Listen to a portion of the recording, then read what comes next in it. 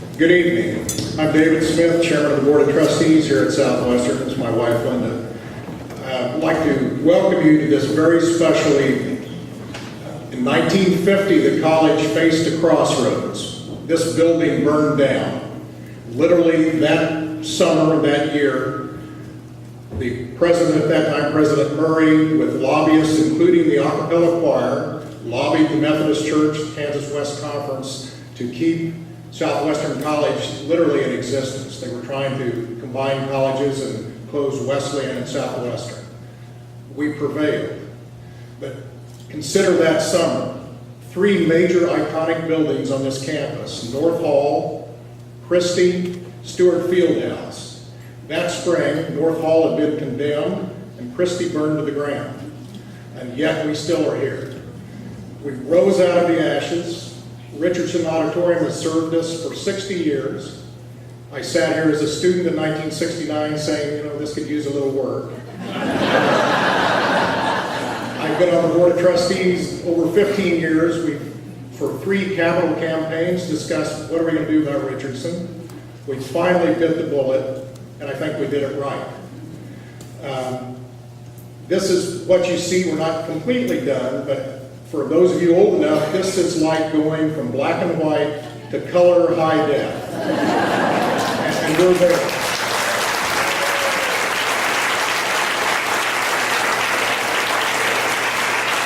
This project is budgeted for $2.5 million, $250,000 additional to refurbish the organ, which up here, the next time you're in this auditorium, you'll see pipes. The organ will be delivered in 10 days. We couldn't get it up now because they needed 2 weeks without dust. There was scaffolding in here Thursday afternoon, so we're not quite there. The next time you're here for a performance, the organ will be here. So what can we do to complete this project? We've had gifts totaling $2.6 million. We're a little short. So what can we do? I have 5 quick things. The first thing is, when you leave here, when you go to church, when you go to Rotary, when you go back to work, spread the word. Let's get the buzz going. We've got something very nice here. Number 2, send us students. My dream as a board chairman, and I'm sure Dick's as president of the college, I would love to have Tim Shook come and say, we've got so many students, we've got to hire 3 faculty and build more practice rooms. What a great thing that would be. The third thing is, there are naming opportunities on the seats, the armrests of your seats. There's a little groove there. If it doesn't have a little white tag with a name on it, that seat's available for $1,000. We'll take a pledge, $200 a year for 5 years. You can have your name on it forever. So, naming opportunities. We promised when we did this whole project, a third component, in addition to the stadium, the stadium and track, this building, we promised the theater department a theater technical area where they could build scenes and store things. We don't have quite enough money to finish that. So my dream, weird night last night, but I dream of having that space built big enough, and my dream is watching Roger Moon with a single spotlight doing maybe a Gene Kelly Singing in the Rain kind of dance in this big space. We can make that happen if you'll send me a little money. The next thing is number 4. This is going to be brief. The choir over the years and the orchestra for as long, clear back to at least my mother, there's a tradition of going around singing in Methodist churches in western Kansas. 2 big Methodist traditions are potluck dinners and a goodwill offering.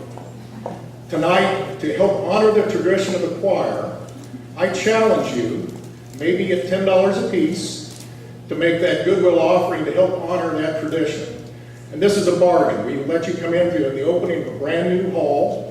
We're letting you hear a symphony orchestra and a choir for nothing. And so to pay forward, to have more choir members in the future, I would like to have you join me, and we'll have people in the lobby or at the doors on the way out. But I would challenge you for $10 a piece. That's a pizza or 2 trips to the burger station. And finally, when you go home tonight and you're truly inspired, I want you to sit down with a piece of paper, and it could be maybe a pledge card or a blank check. And I want you to think of a number between 10 and 100, and then write the number down. And if you really want to make Merriman happy and Smith happy and see Roger dance, add a 0. If you add 2 zeros that are really wild, I'll come get it. So thank you for coming. This is going to be a special night. You're going to be blown away with the sound. This has been fun as a choir member. And now my favorite college president, Nick Merriman.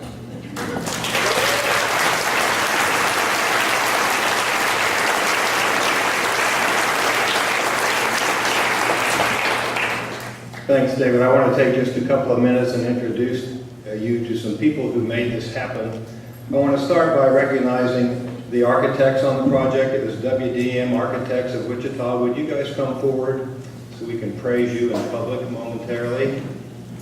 I can remember about 5 years ago standing on the stage here in the old auditorium with Emily Patterson, who was an acoustic engineer.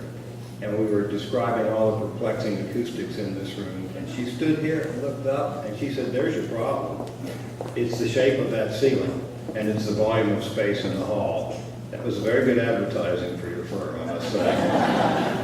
There are 4 people here who've been very involved in the project. Michael Syward is principal, Emily Patterson, acoustic engineer, Brenda Zakura, interior designer, who put together this beautiful palette of colors and textures, and then Jason Wenzel, who was in charge of construction administration and interacted with the contractors on the project. Could you come forward, Ray?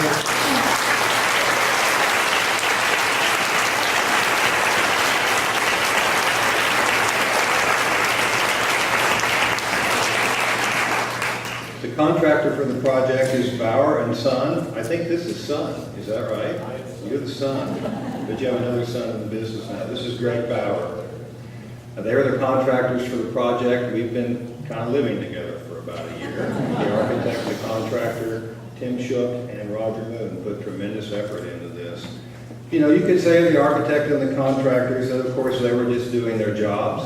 But I think when you see what they created here, you can see they had a strong sense of investment and a real passion for doing it right. So I hope you will please join me in thanking them for their commitment in producing a great facility.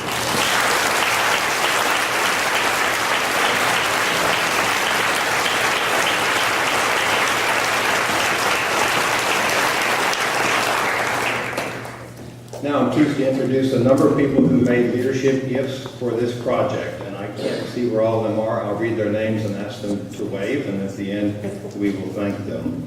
Bishop Bruce Blake and Karen Blake, Margaret Gilbert, class of 49, Richard and Elizabeth Hemberger. Elizabeth is a member of the class of 68, President Emeritus Carl Martin, class of 60, and Mary Lou Martin, class of 60. David Smith, whom you've met, class of 73, and his wife, Linda. Jim Leland, our organ faculty member. Ben Gibson, class of 61. Steve McSpadden and Marilyn McSpadden. Phyllis Bigler from the class of 54. Ken Norland and Madeline Norland. Madeline's from the class of 83, and they are the co-chairs of our Great Performances campaign. Warren Andrews and Colleen Andrews, William Seib from the class of 65 and his wife Karen, Tom Wall Robinstein from the class of 59 and his wife Mari Wall Robinstein from the class of 60, representing a generous gift from the estate of Barbara Parsons, Ron Andrea 68 and Treva Andrea 68. Barbara Parsons is Treva's mother. Representing a generous gift from the estate of Mildred Earhart from the class of 41, Ronnie Jenkins. Will everyone else in this room who contributed financially to the creation of the Richardson Performing Arts Center please stand up? And let's all thank each other for doing something different.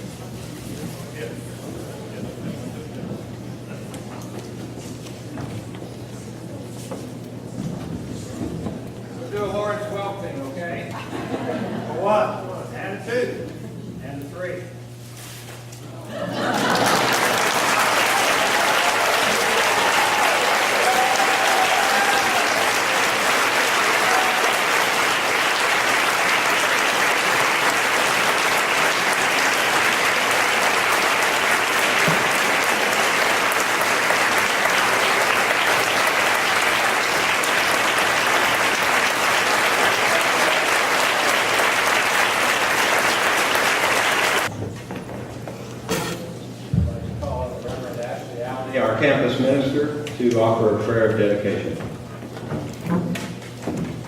What a beautiful place that we have in which to celebrate the gifts and the talents of our community. Would you please pray with me? God, today is a day that we have been anticipating, looking forward to, for so many months of planning, preparation, and building. As we join together today, we celebrate the gifts of musicians and performers who will grace the stage, using their gifts to both delight and sharpen those who witness their performances. May this space be one that is filled with excellence and be a place that tells stories that both bring out the best in humanity and serve as a reminder to keep the worst at bay. God, as we dedicate this Performing Arts Center and celebrate the 125th anniversary of our founding, we give you thanks for our alumni, our friends, and our family who are here with us today. Their gifts, whether in material goods or in presence, have helped to create not only the space where our community gathers, but they have inspired a spirit of generosity and celebration, and we are so grateful. We also give thanks for the generations who have come before us, those of us who are gathered here today, and it is their builder spirit that moves us forward. God, we ask for your grace as we seek to be good stewards in using the resources that you've given us. May you find us faithful in the years to come.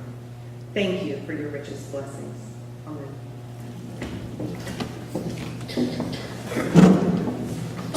Now it's my pleasure to introduce Professor Timothy Shook, who is the chair of the Performing Arts Division of the college. He's going to receive this gift on behalf of the college and his division. Tim.